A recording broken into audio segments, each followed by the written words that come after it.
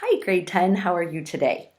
I just wanted to continue to give you some review videos for the work that I have been assigning. And once again, I want to thank everyone who has been handing work in.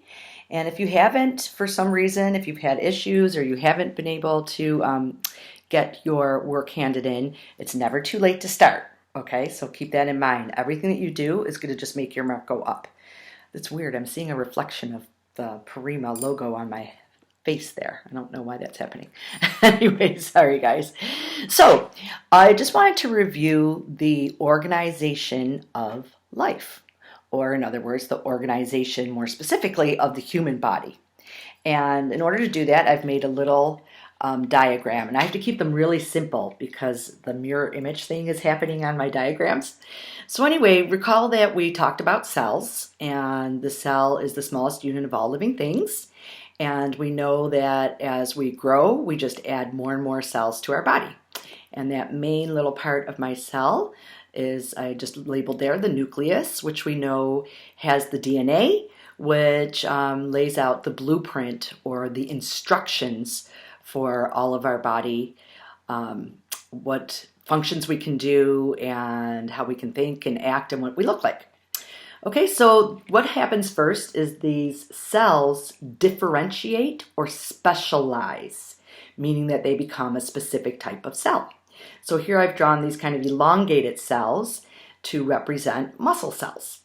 So what happens again is that parts of the DNA switch on, other parts switch off, allowing the cells to become specialized.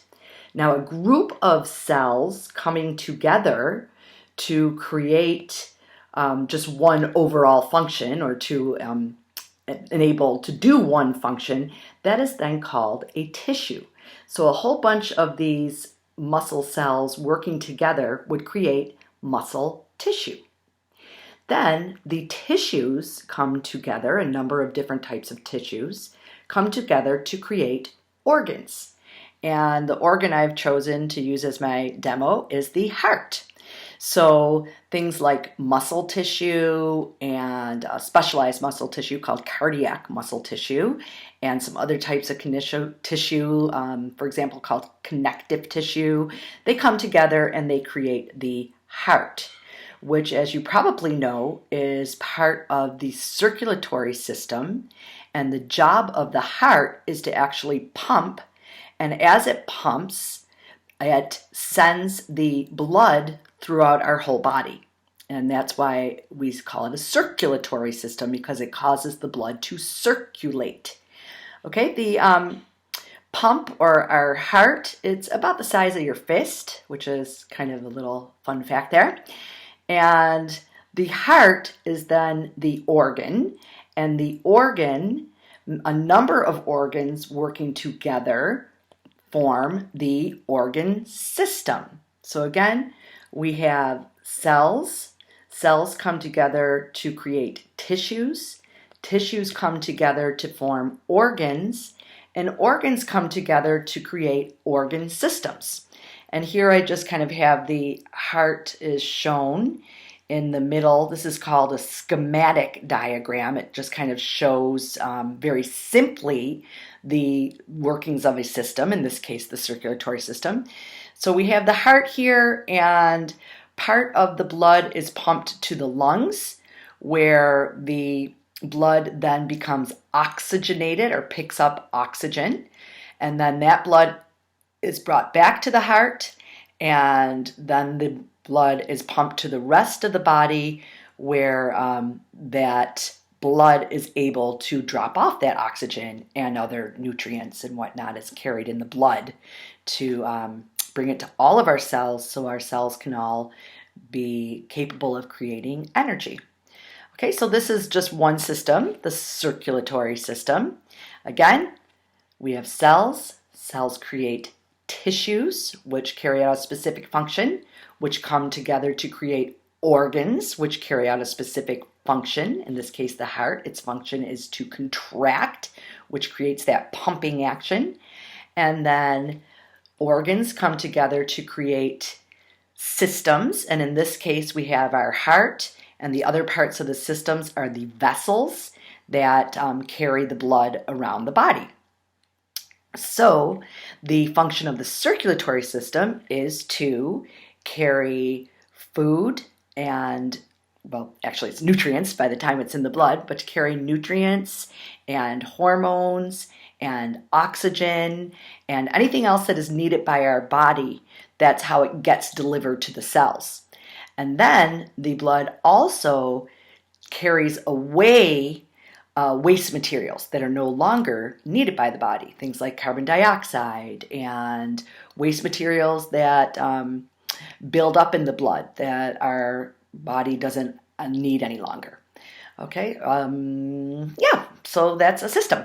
So then the next thing that I asked you to do on that particular assignment was look at, in just very brief explanations, to look at the different systems of the body. And I asked you to tell me like what those functions of those different systems were. And the reason being is because then all of those systems that I asked you to take a look at within the PowerPoint come together to create the total functioning organism. Okay, so some of the systems I asked you to look at were the nervous system. And the nervous system, the parts are the brain and our spinal cord, and then all of the peripheral nerves. And that allows us to think and feel, and all of our senses, to see, smell, touch, taste, hear. That's all controlled by the circulatory system, as well as other functions that we don't have to think about. Things like our heart beating and our heart beating, our breathing apparatus going. You know, we don't have to think about those things, but they happen because of our because of our nervous system. So that's the nervous system. The circulatory system, I told you, is for transport.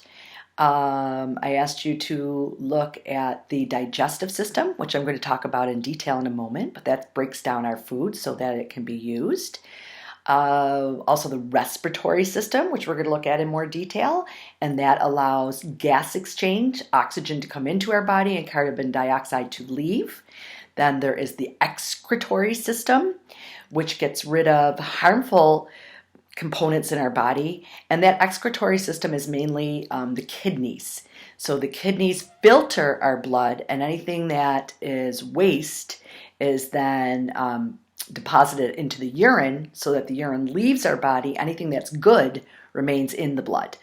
The reproductive system is another one, and of course the reproductive system includes our genitals and the ovaries and the testes, where the ovaries are the eggs are made, and of course in the testes, that's where the sperm is made. And we know, hopefully you all know this by now, sperm and eggs are required in order for new individuals to be created. So that was the reproductive system. And I think I also asked you to look at the integumentary system, which is actually just our covering of our body. The integumentary system is our skin, and our skin is actually the largest organ of our body, right? It covers our whole body.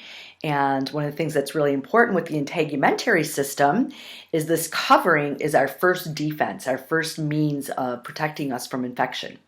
And then speaking of infection, there's also the immune system, which is the system that helps us to fight disease, to fight off what we call pathogens. And pathogens can be anything that enters our body that's not supposed to be there.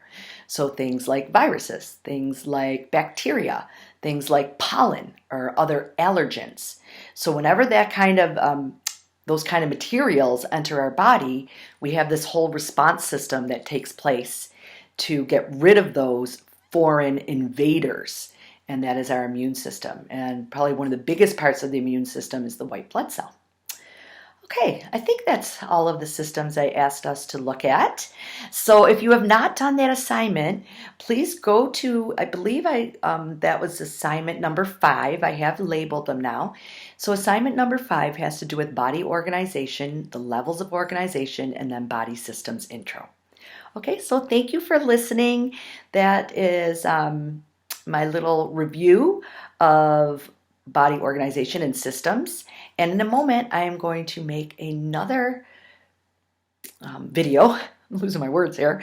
Another video, and I'm going to go into more detail about the digestive system, because that was assignment number 6, is the digestive system. Okay, so number 5 has to do with body organization. Assignment number 6 is digestive system. And then the next assignment I'm going to post is going to be about the respiratory system. Okay, so thanks for watching, and keep well and keep that work coming, and drop me a line just to say, hey, I'm doing well. I love to hear from you guys because I miss seeing you. So have a great day. Bye.